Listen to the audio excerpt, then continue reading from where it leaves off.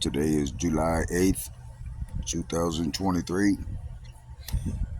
I rent this lot spot out in this trailer park from CCI Investments in California. Now, the electricity out in this little park, it's been here since 1959, and nothing up to code, nothing updated, nothing. It's just shot. If you walk around this park, you see different poles got cut wires here, cut wires there, meters and breaker boxes missing, and the owner is aware of this electrical problem and he know it needs to be fixed, and the electrician told him so. As I talked to him the other day, because my power went out July the 1st, it's been in the triple digits. He said he wasn't going to fix it yet because he was going to fix some other things first, and he don't want to pay the $50,000 as of right now to get it fixed. So 1 week without power put a toll on me and my wife, mentally, physically, and emotionally. I called several places to get help. I called the health department, building code. I called the Fox 10 News. I called ABC News 15 in Arizona. They couldn't do the story because I think the story wasn't good enough. It was an emergency. But they do a story of a fucking kitten getting stuck in a car in Phoenix somewhere, and they call it spark plugs. That's breaking news.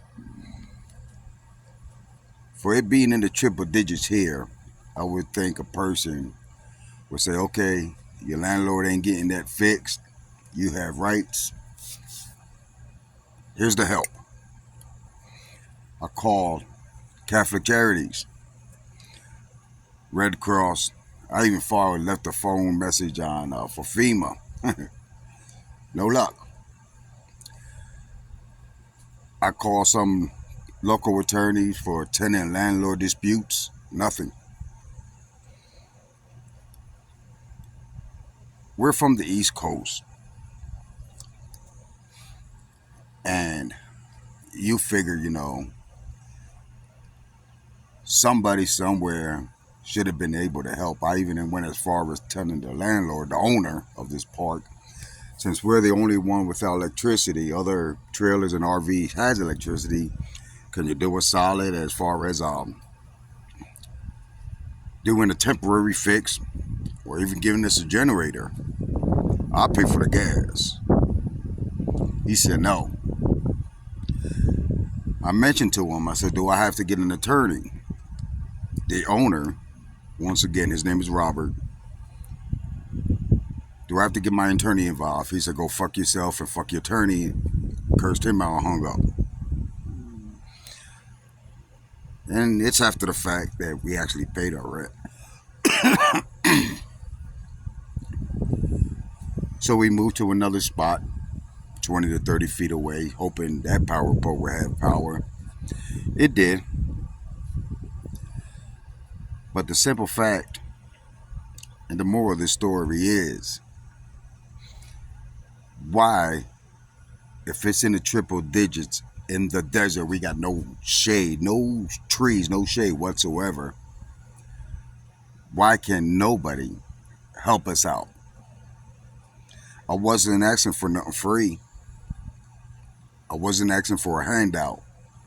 I was just asking for somebody to do what's right. I even went as far as telling people, if you put us up in a hotel or whatever, I'll pay you back. I got a job. I work at a hotel, Home to Suites by Hilton in Kingman, as a maintenance man. Been there 2 years, got a good record. I just don't understand the logic that this place in here in Arizona don't help, don't look out for their own. You would think everybody knows how hot it is. Somebody would do something. Even the churches. there was only one guy from church on the streets named Joe that actually tried to help. And he actually called me and left a message making sure I was all right. I got to give him a call today. Today's the 8th. That's the only person. I got record and I got proof of how many phone calls I made since my power went out. And it was actually over 75 phone calls. Some of the phone calls I called back 2 or 3 times. Like Channel Fox 10 News, called her twice, spoken to the lady. She said she was going to give them at the morning meeting an update about me and my landlord. See if they want to do a story. They never called me back. ABC News 15 is another one. They didn't want to do a story because it wasn't important enough.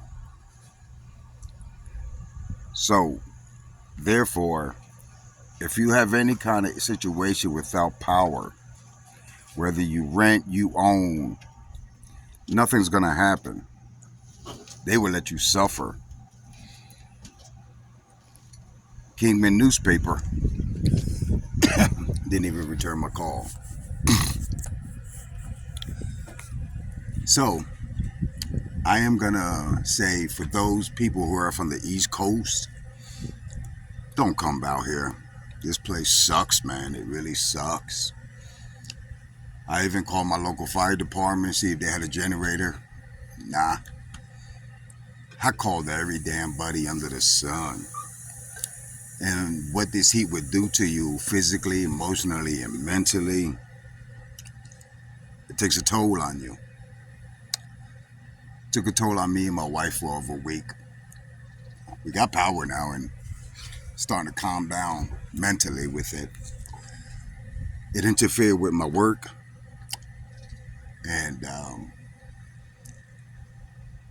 when the power company even tells you that they will not come out to check nothing because it's a multimeter thing and the landlord, the owner's name is on the bill, he's the one that has to call, which he said he wasn't going to call.